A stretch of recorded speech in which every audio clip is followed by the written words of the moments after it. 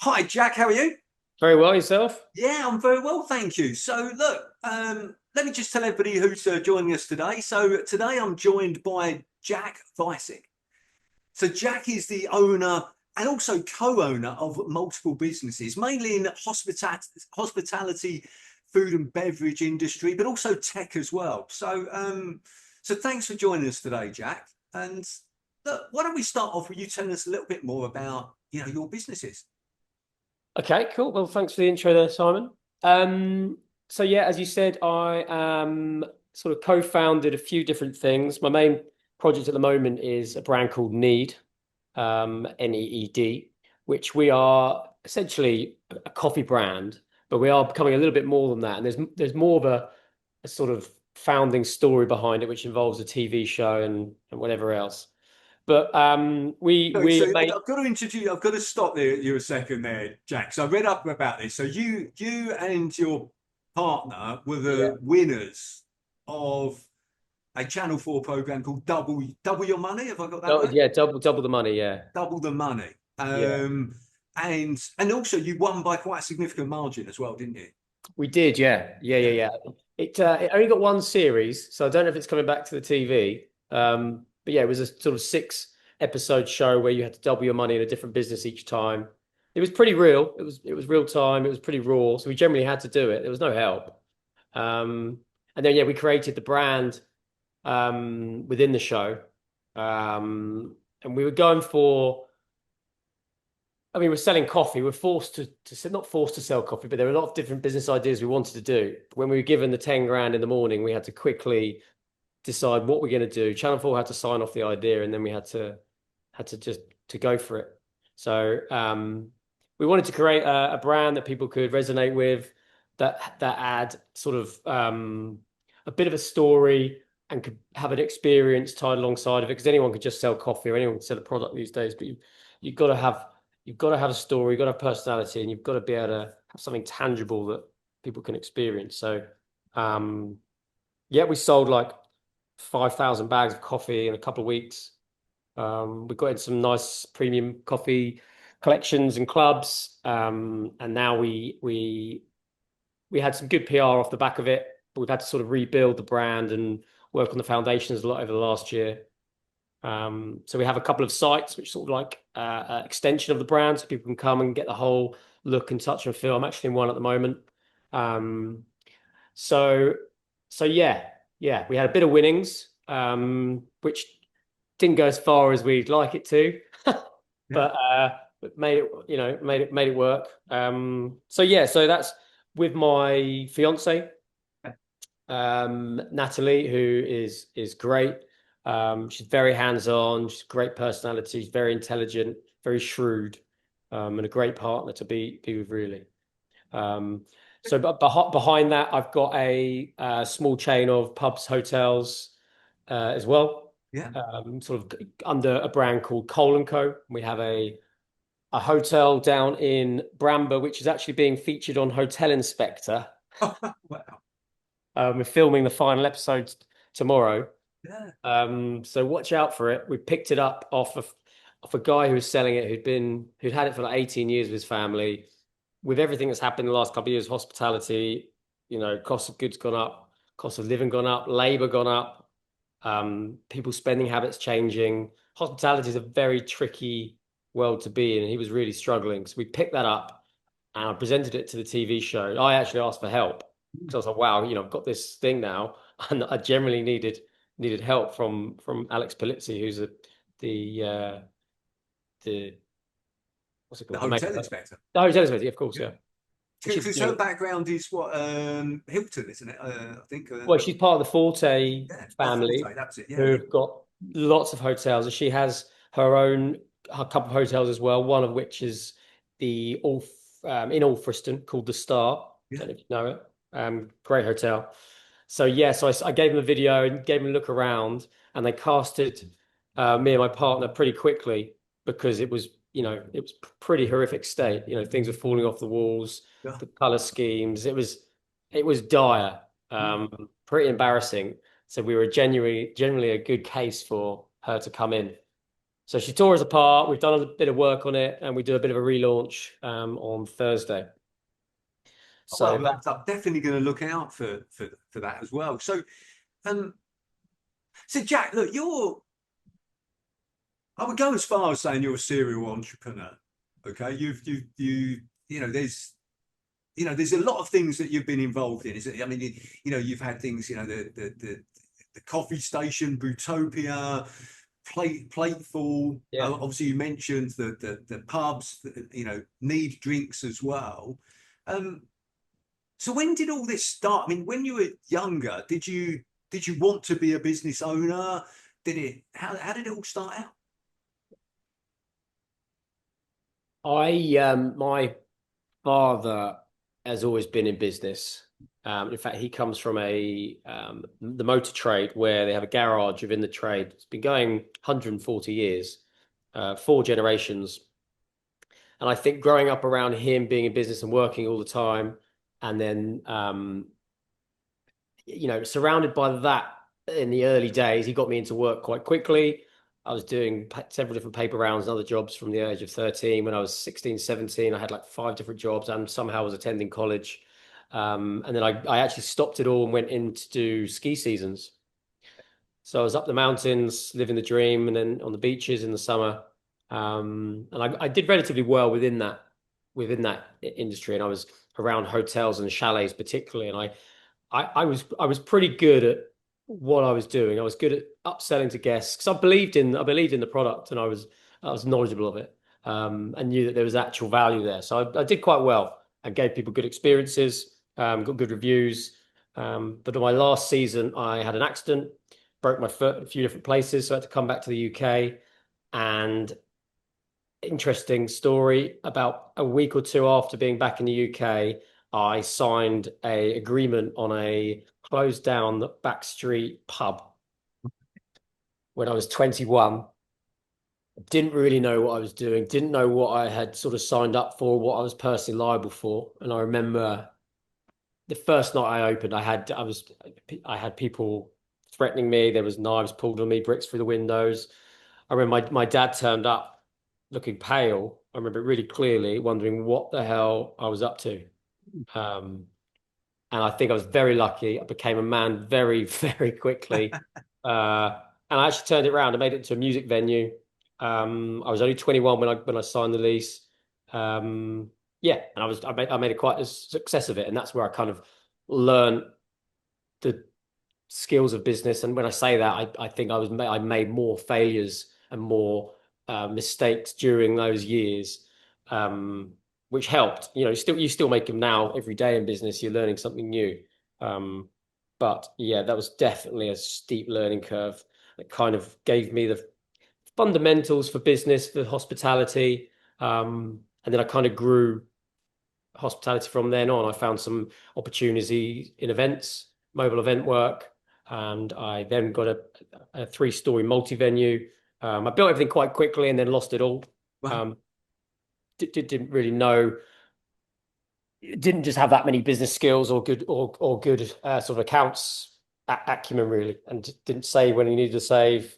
Um, when your bank had money in it, you'd go and spend it on stuff you really should have saved it to buy the important bits and bobs. Yeah, yeah. So that's where it kind of started, really. Yeah, and a kitchen. I did start in a kitchen when I was sort of 15, 16. And I do believe that whether you go into the army or you go into hospitality or something like that, you need something early on to help you become regimented and actually give you a bit of to know what it's really like to work and work hard.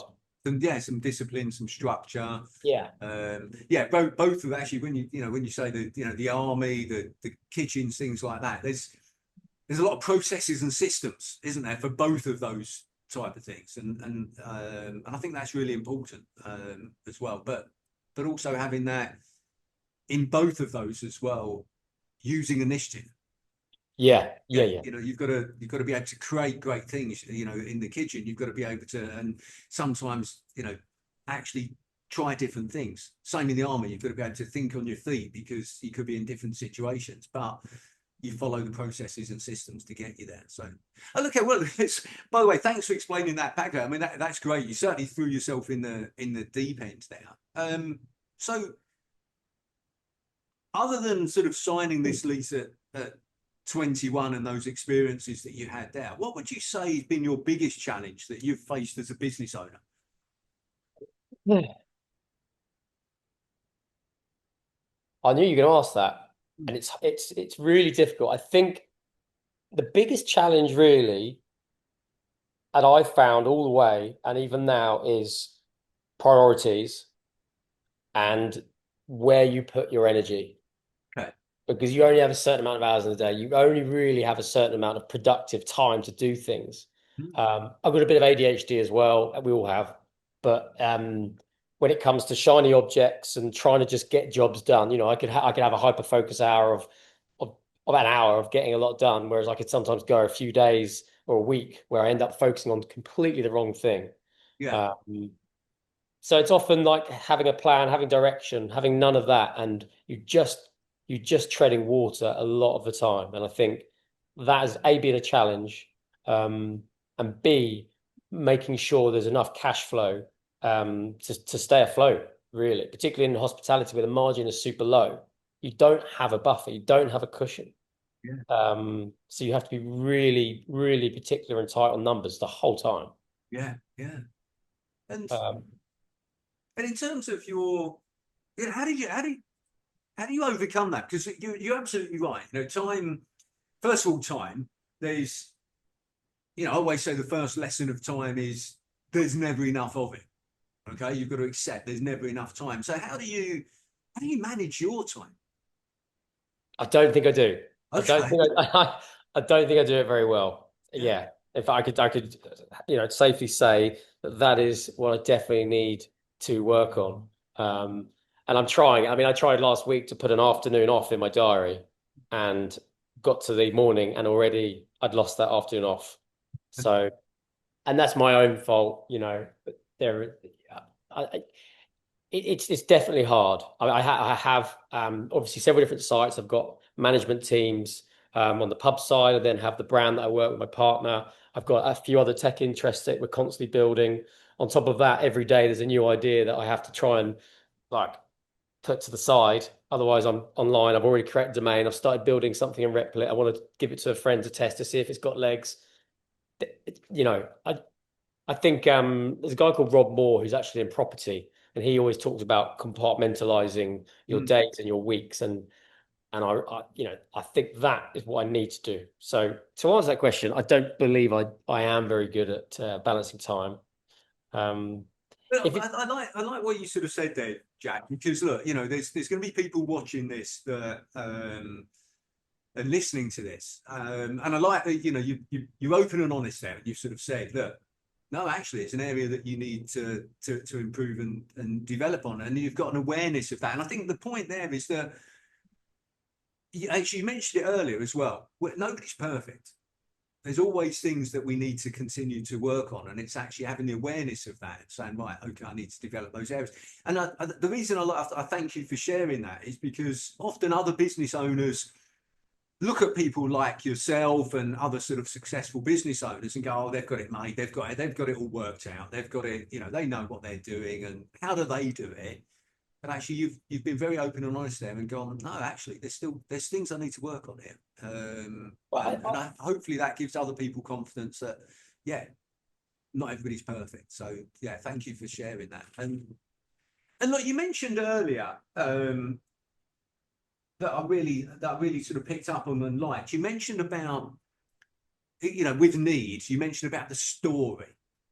How important do you think it is in a business to have a story behind what you do? Because it's not, like you've got the product, you've got the service, you've got the marketing, but how important is it to have that story?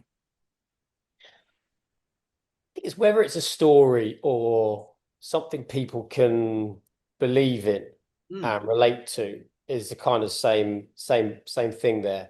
And I mm, think that's how you build a brand. mm, People buy from people, usual kind of thing. But to actually get people to believe in something and come along for the ride you've got to be honest about it, and there's got to be something legitimate there. You know, someone's getting not if Mr. Jones came and tried selling me some coffee that he bought from Uganda or whatever, said it's really nice. Yeah, yeah, great. But if, someone came to me and said how they've been, the stories behind where they've had to go to get it, they can trace it from crop to cup. As a business, they're trying to help locally and they're trying to be sustainable and they're giving back to the community and with the profits with, that I know that's just a lot of jargon there that everyone can use, but I think brand more than ever is important, and a brand does need to have personality and a story. Yeah, look, the reason I highlight it, and actually, funny enough, it's one of my favourite books. I'm actually going to share it now. I don't know whether you've read this. No. Great book, that by Donald Miller, and I've actually heard him. I've heard him speak in person, and he says exactly that. What you've just sort of said, that how important it is to have a brand, sorry, a story behind the brand. It's not just about having the best products or the best service, or it's about having a story that people get, that they buy into, that resonates with them. And that's why it rang so true when you were sort of saying it to me, because let's face it, there's loads of coffee companies out there, isn't there? You've got a massive amount of competition. Now, the way that you can be successful is to differentiate yourself from others. And how can you do that? With having a great brand and a great story behind that brand. And it's how they remember you, I think, is also something that people often forget. Like we've got a few pubs, and I've had more, but they haven't always worked. But now we've built pubs up around not marketing that much. We've just literally gone on reputation and consistency. Yeah. And we try to make sure that the last dish, the last plate, or the last thing you hear from someone serving you is a way to remember them. Yeah. It's only now really that we're trying to build brand around each of the sites to have a whole user journey that aligns with what we're trying to do, aligns with the pub's mission, aligns with the pub's values, so that you can retarget them afterwards. They know the experience they've had. They want to have it again because they can remember it. Whereas what you don't want to do is put all the effort in. They come in, you give them a great service or a great product, and then it's done. It's finished. The experience is something to remember. The brand is what generally will help bring that.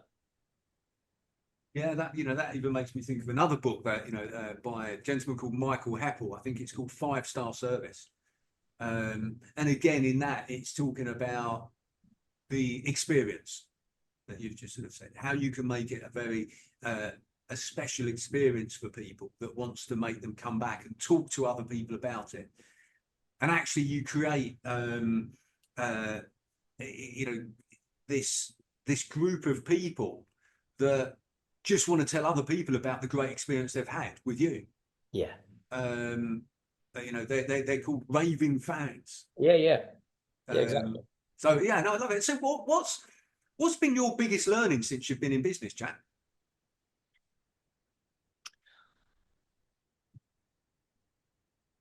No one's going to come and help you. No one's going to save you. I think, Okay. you've got to just own it. You can't blame anyone else. And it's not, it doesn't just get better. Nothing actually gets fixed without you doing something about it. You can't just sit there or go and hide or hope that the brown letters go away or your phone stops ringing. You just have to go and make a decision and do it. It's hard, but you've got to have the awkward conversation. Behind that awkward conversation is always something positive. Behind that awkward phone call, there's always something positive, and I think more than ever, I'm a believer. I'm a bit of a believer like that. Like, what a cool thing to share, because you look. I think the thing is, out there's people out there that can help you. That you can, other business owners that have been there, seen it, done it, whatever, but they can't do it for you. Yeah. And I think that's what I picked up from what you sort of said there. You've got to take action. Yeah, you can listen to other people, but learn things, but it's down to you to take the action. And yeah, I like that. Yeah, I think that's a really great share. Um and look, what advice would you give other business owners? What would you say to other business owners that either were starting out on business or having challenging times, or what would you say to them? Yeah, I would start small. Yeah.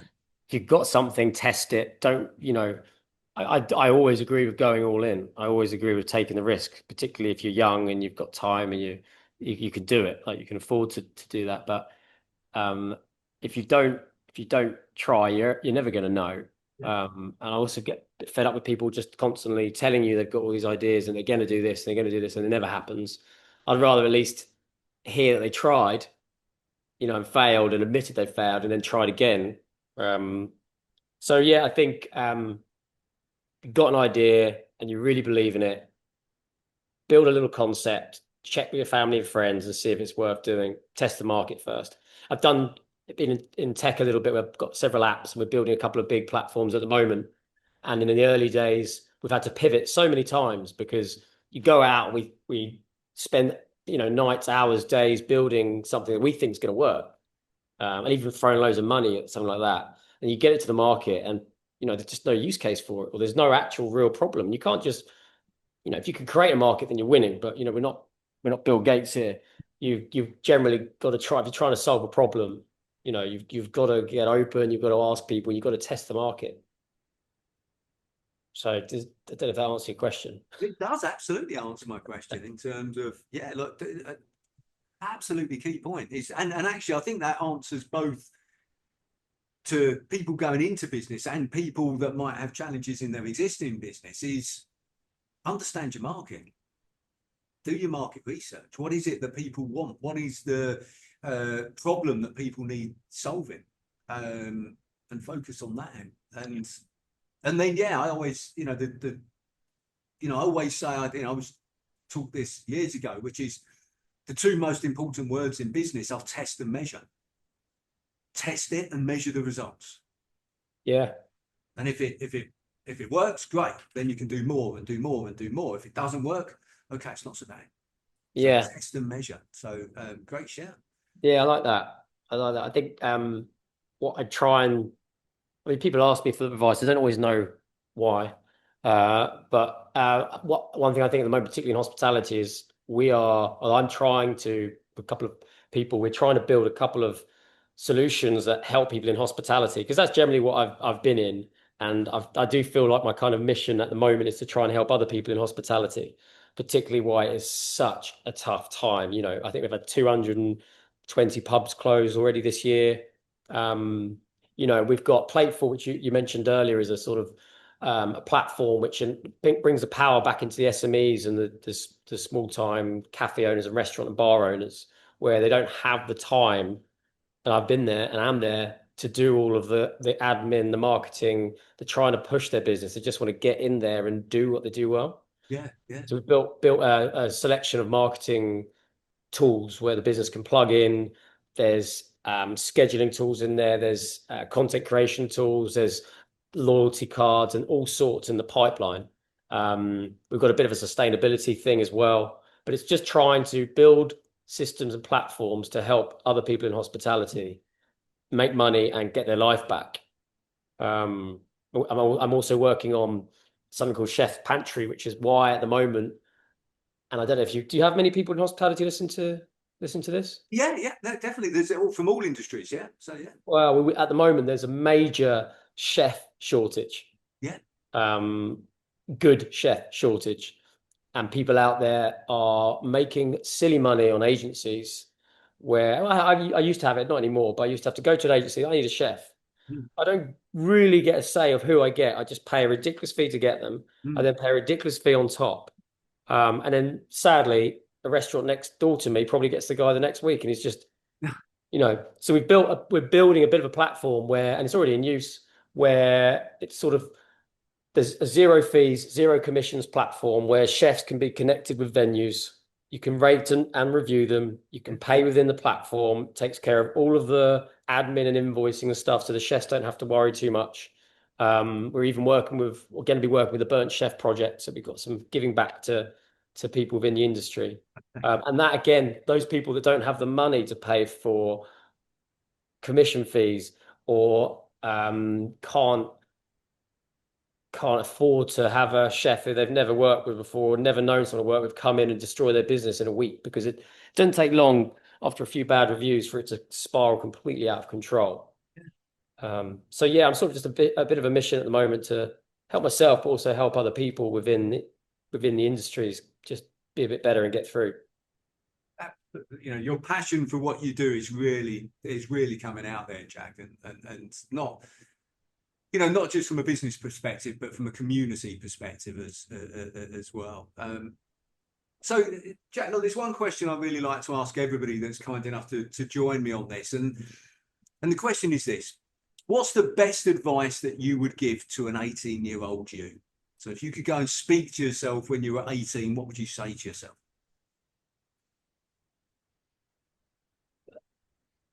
Similar to what I said earlier about take the risk, back yourself, but also don't get cocky, because I can't remember who wrote this, but the future you will be very different to your current you. Someone said that. I don't know who said that, or something like that.